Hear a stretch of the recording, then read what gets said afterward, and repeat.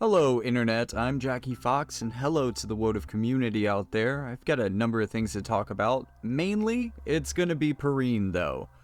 First, I want to say, I feel like there's a weird thing going on with my luck to where, and I'll get a little bit more into why I'm doing this, but I haven't really been pulling over the last 2 months especially, but maybe 3 or 4 months, just kind of saving for newer stuff and getting ready for the meta to change, because a lot of these units that are being released right now are going to get stuck in kind of an armpit of where they're good for a little bit and then they really suck, and then eventually they get kind of decent again, but they never really have a time to shine. And a TDLR for people who are wondering if Perrene is one of these units: no, actually, because she does get a dream enhancement within, I think, like a month of that coming out, so she will have a little bit of time where she'll kind of be behind again. And yes, as she is coming out, I would say that she's not necessarily the strongest character, the strongest 100 cost character. She's not like when Astrius came out, or like when June came out even. Both characters that are still very relevant today. And then you have Velis, who was like the sleeper hit of the whole thing, and she doesn't quite stack up to them at release. And honestly, all of those characters get a lot better with Dream Enhancement too, but I think that if you are really thinking about pulling for a character over the next couple of months, this is probably the one to go for, because I don't know that Rurugia ever finds a place. But while Perrene is not a must-have unit for water teams right now, I think she becomes more of one in the future. And a big reason for that, and even beyond water teams, is that with job-based vision cards, while I think that generally for most teams they aren't going to change a lot, for strike units in particular, being such a unique and particular group of units, all within a group, strike VCs, once we get enough of those, you can build non-elemental strike teams, and she's really going to be powerful on those. And there's a bunch of flexibility that's going to add. Her dream enhancement is going to make her a lot better in some ways, like just basically being able to ignore people's counter, having just even more CT up in her kit, which is something that we were going to talk about with her, but that's kind of the TDLR. She's a good unit now, for sure. She's a 100 cost unit. I mean, my water team right now, I'm trying to think, like, is there a second 100 cost water unit? Because all I can think of is Astrius. Because other than that, I run Celeste, who kind of feels like a 100 cost unit, to be completely honest, and Summer Elsorel.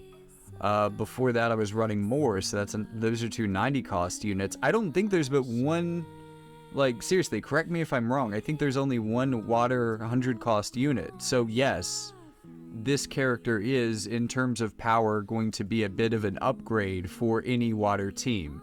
Any water main is probably going to get a little bit more power out of running this unit.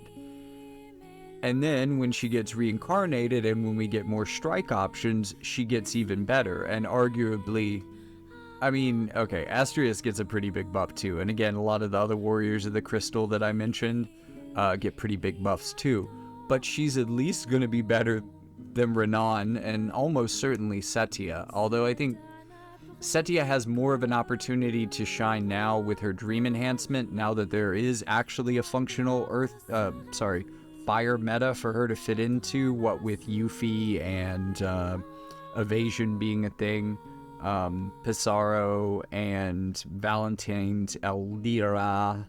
I don't know why I had to say that weird. She has a place to fit in, so maybe she can shine, because she's always been a good unit that just didn't have, I don't know. She's good, but is always how I felt about her. So the first thing that I want to talk about, holy shit, 5 minutes into the video, first thing I want to talk about is my strange luck, because I haven't been pulling for even longer than that, because all of my accounts are only 2 elements. And if you think about it, that means that they're going to be pulling, if they pull for like everything for every unit for their element, they're pulling once a month. But really, I skip every other one usually, so that's every other month, I think. So I just save up to pity a unit every 2 months, essentially, and I get the characters that I need for those elements. I'm kind of limited outside of that, but that's how I play the game, and that's how I'm able to stay relatively competitive. So it's been months since I pulled on several accounts, and recently I got Zoma on a free ticket, and then on my ICE account, oddly enough, and then like the next week, the week after, I don't know, I said, okay, Resnick the Hoppy looks like a really cool design. I really appreciate this unit. I'll at least do the 3-step. Maybe I'll get lucky. I did not expect her to get her on my first pull. And then I got more the merrier on my third pull, because why not finish out the 3-step? So, on a completely different account at this point, my water account, I'm thinking to myself, you know, Perrene's a unit that would be good. I'm not really thinking that hard about anybody until Amnilus and Edward. And Edward is a free unit, so he is incredibly easy to save for. Those are the next 2 units I want for my element. So I have a little bit of time, and I have more than enough saved up to pity, and I can build back up for Amnilus when she comes out. So I figure as long as I can get her within a 9-step, I might as well try for Perrene. Which gets me kind of into the second part of this, which is the pull controversy, in that there wasn't a 9-step. Now, I was kind of delirious at 3 a.m. as the update was going through, and I was exporting a very, very long video and waiting for it to get done after it exported for hours, and very much kind of wanting to sleep, but, you know, I was awake for it, so I was scrolling through the banners, and I hit the pay 2,000 viz button on the Perrene thing, and I realized I didn't just hit the 9-step. I thought I was looking for the 9-step, I just hit the regular summon. Damn it, I just wasted 2,000 viz because I still want to do at least the 3-step. This sucks. And then the results came in, and I got Perrene. So, I want to say that 3 things actually, can be possible at once. One, that I am incredibly lucky for whatever God-given or unholy demonic deal I have made with Gumi or the Gacha gods to do this as a free-to-play. But at the same time, the fact that there isn't a 100% fillable kind of pity system to where it's just a token pity system, and I know that they work out to be the same, except that if you go all the way on that, you will also have enough coins, or metals, or whatever they call them, whatever the currency is, to exchange for, I think it's 200 of their shards if you go all the way. So you get the unit, and 200 of their shards. Pretty good deal. Now what I usually do, I discount that, and I didn't even look at that this morning. Again, delirious, 3 a.m., wasn't really paying attention to what I was doing. And by the way, a terrible time to make decisions with accumulated resources, even when they aren't your hard-earned money. By the way, I didn't notice there wasn't that pity banner system. I did notice that there was the regular coin pity, and I also didn't notice there wasn't a 9-step, because after getting her on my first pull, I didn't even look for a 9-step. I'm pretty flush on, like, awakening materials. I don't need the extra stuff. It's just always good to have a couple extra tickets banked. So, I go to sleep, and I wake up later in the day with my, like, level 87 Perrene, because I kind of obsessively maxed her out before I slept as much as I could. Anyways, and there is all sorts of controversies going on about the banner, and I'm just like, this is a normal banner, right? No. And it should be acknowledged just how shitty a banner this is. That not only is there not a 9-step, but there isn't a secondary pity system. And, you know, those two pity systems working in conjunction is a good part of the reason that it's easier now than it's ever been.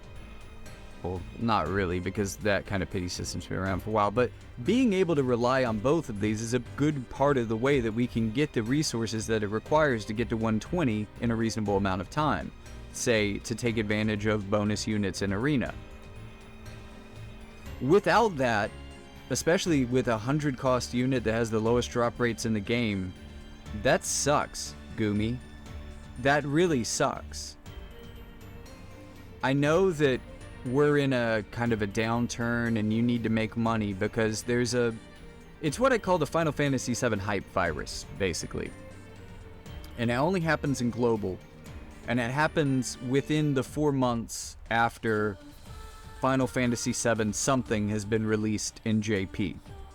It starts with everybody hashtag saving for Cloud or saving for Sephiroth for a month or so. The hype maintains. And then people realize that since they're doing a Final Fantasy VII collaboration, that's probably going to mean that some of these units are going to be kind of meta-breaking, game-defining. And therefore people, in the way that I just described earlier, don't pull for a couple of months. And with a lot of people who just enjoy pulling for characters, that gets boring, and they stop playing.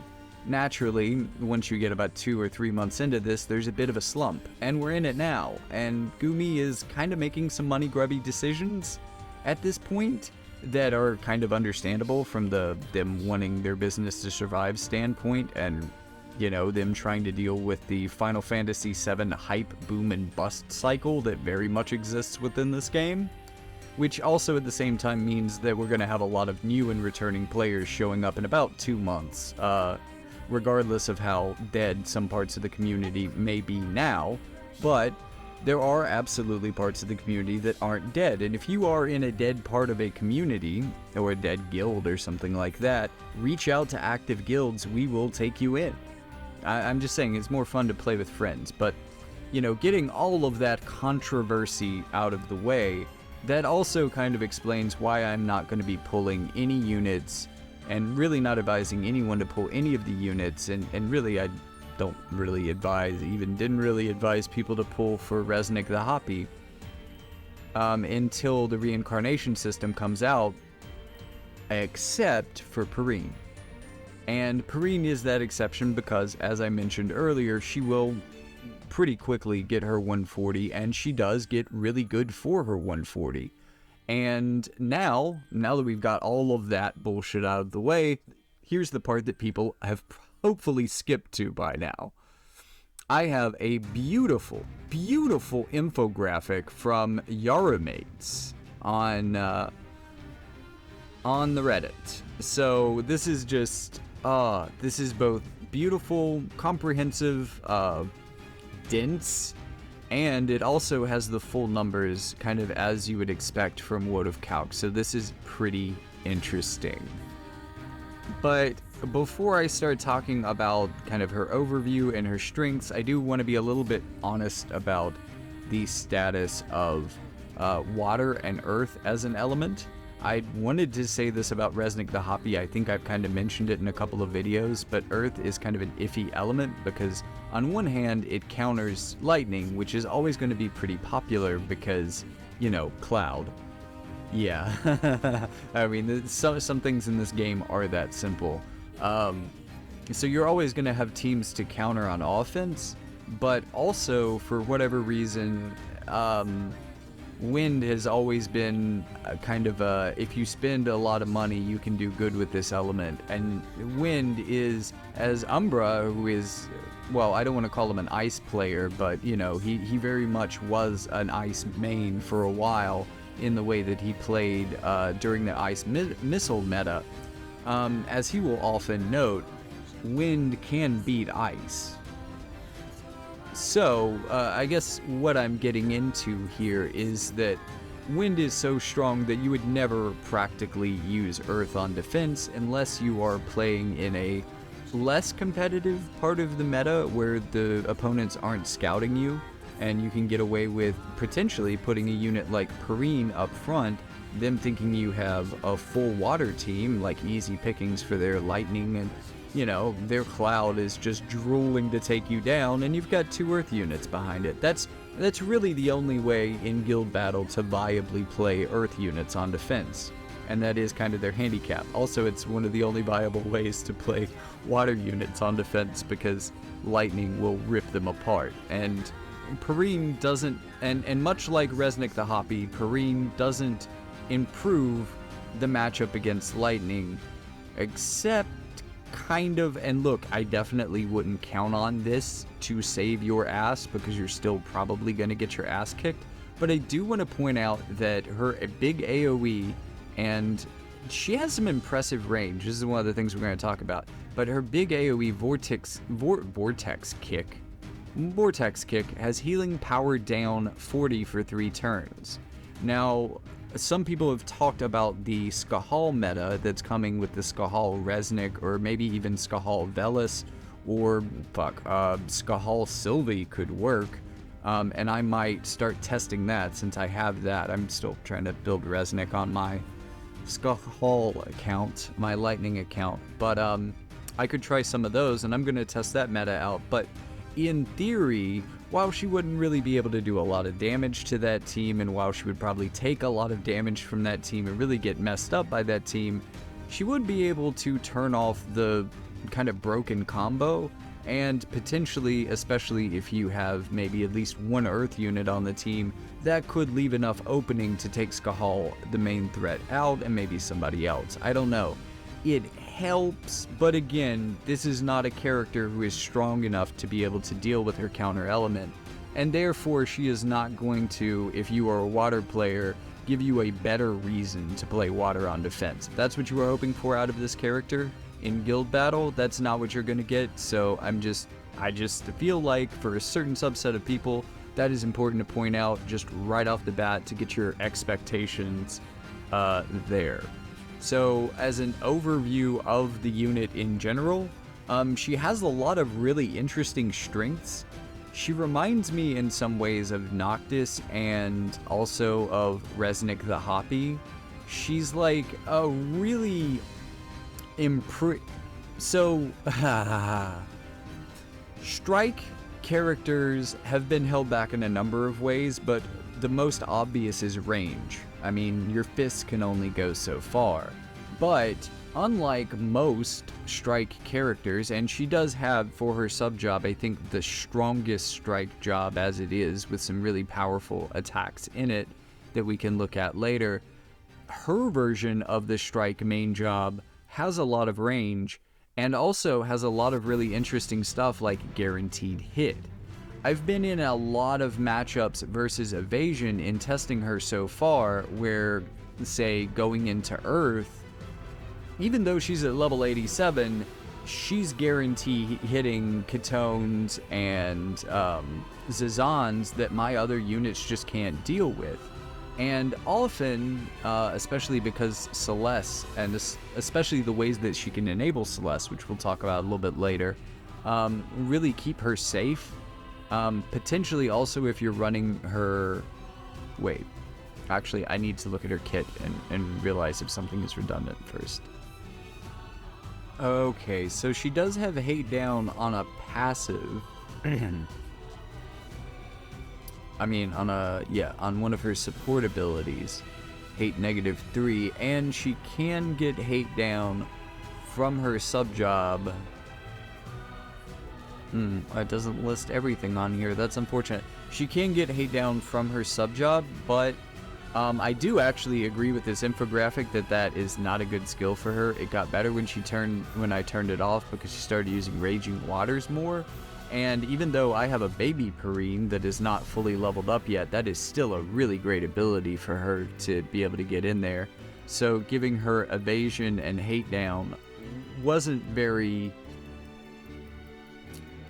I mean, getting hate down on her, especially with a strong tank like Celeste, and her having naturally, one of the things that's great about her is having a lot of innate AoE resistance, but also being able to stack in a lot of AoE resistance, and also being able to give that AoE resistance to friends, such as Celeste, a unit that is known for being able to build strong single target resistance, while also being able to resist, with her LB, raise all of her attack type resistances. Plus, she has a skill that, in addition to being the whole runic blade that everyone loves about her, gives her protect and shell. So when you give her access to area attack resistance as well as an opening thing, there's a lot of ways that she can go into having a lot of general mitigations as a tank, which make her survive and last a lot longer and keep the action away from Perrene. Because Perrene, actually, she's taken some hits admirably well, but I'm not that high up in arena yet, so this isn't my like Perrene 115, Perrene 120 video where I tell you how tough she is. She's taken hits I was kind of surprised by. She's given hits that I was kind of surprised by. But she's generally safer if she's not being targeted at all. And she has enough range that often, and this is what makes her main job so interesting. And also I run her generally as, Saboteur, which gives her some interesting like mid-range moves that allow her to like attack around allies. So unlike most strike units, unlike like Snow, who is out in front aggressively, like way ahead of your party, Perrene, and maybe it's because I'm not running her with one move up, Perrene is perfectly happy standing behind two tankier characters and like sniping at people from over their heads with guaranteed hit attacks, which is just a really weird play style for a strike unit to use, but I absolutely love it because it's completely unique. In addition to that, like we haven't even talked about the fact, okay, so one, being a strike unit, no one builds strike resist. Strike resist isn't even easy to build. It's kind of on some niche cards as it is. It's not anything anyone's really building, and most units don't resist it well. In fact, a lot of units that resist most other things are weak to strike. So comparing her to Resnick the Hoppy in terms of being a defense penetrator or like a tank buster and compared to her, I mean, she does have the healing power down. This is true. Other than that, she doesn't really, she also has protect removal that she can give to other people also on basic hits, which is also kind of within Resnick's kitsch, but she doesn't have the Swiss Army knife. However, she does have the consistent damage because of strike, and also because it's very easy to, in 120 and as you 140 her, get her up to 100% or at least like 90% innate defense penetration, which means that she's just ignoring tanks and dealing direct damage to them, which can be pretty powerful. It doesn't mean that she's going to be the... Again, this puts her more in line, your expectations for her should be more in line with a tank buster like Resnick the Hoppy, to where she's probably not going to be doing the most damage, but the damage that she does do is going to be incredibly consistent and definitely going to catch some meta units off guard. Like, for instance, going into a mirror, Celeste actually happens to be weak to strike, so she can punch the crap out of Celeste. And there's nothing that Runic Blade can do about it. But that's all without getting into one of the wilder things about her kit. I mean, she's naturally relatively fast. I don't want to say that she's super fast, but she can definitely be built to be very fast. She has potential for sure. Her LB gives her haste for 3 turns, which is pretty cool.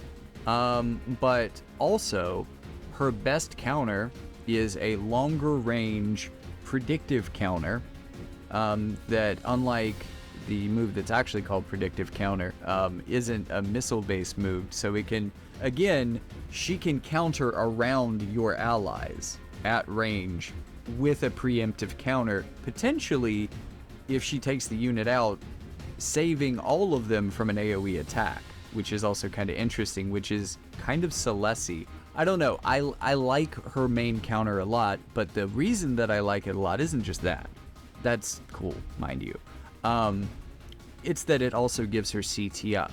Then you have like her basic attack Upsurge, which is shifting strike, which also implies that it's very low damage and it's going to be kind of hard to get her to use it regularly, but it has decent range. It allows you to teleport to target, which means that she may not have to move first, which means technically she'll have more CT unless she decides to move after she gets there, or if she has to move to get in range to teleport, right? Anyways, like just basics of the game, if you don't move during a turn, you retain some of your CT. So if you do that in addition to getting CT up 25, which is a quarter of the way to a new turn, you could get right up in somebody's face and then be pretty much ready to hit them again pretty soon with an ability like this. But also in her 140 upgrade upgrades her job level 25 ability to also, I believe, give it CT up as well. Her TMR gives area of effect around her cross CT up on critical hit, which is certainly powerful on her. There's definitely some teams, and definitely like some mixed element teams in the future, that could benefit from this. And there's a lot of teams other than just her that would benefit from this. But the thing that makes it so great on her is that she already has all of these other ways to, like, what if she counters twice before her turn? She basically just gets a new turn. Like, that's halfway there already. And then if you throw an upsurge into that, or if you throw a critical hit into that, or what if she crits? Okay, I actually don't know the answer to this, but it would be interesting to know. What if her counter crits? Does she get... Okay, what if her counter crits after applying her TMR buff, right? Do you get the CT from the TMR buff because it was a critical plus the CT up from... Like, do those things stack on that same hit? Because if so, you're getting half a turn back. We're getting pretty close to Quicken here. Now, I don't want to oversell this because, again, this wasn't necessarily a thing that completely demolished the meta. And while I think it is, Perrene's in a better place in JP now than she potentially was at a certain point, and she was probably better when she first came out, but kind of fell off with Dream Awakening, which is, again, a thing. I think she's going to be good, and I think that if you are a water player and you want to invest in a character before waiting 2 months for all that stuff, this is a really good way to go for that.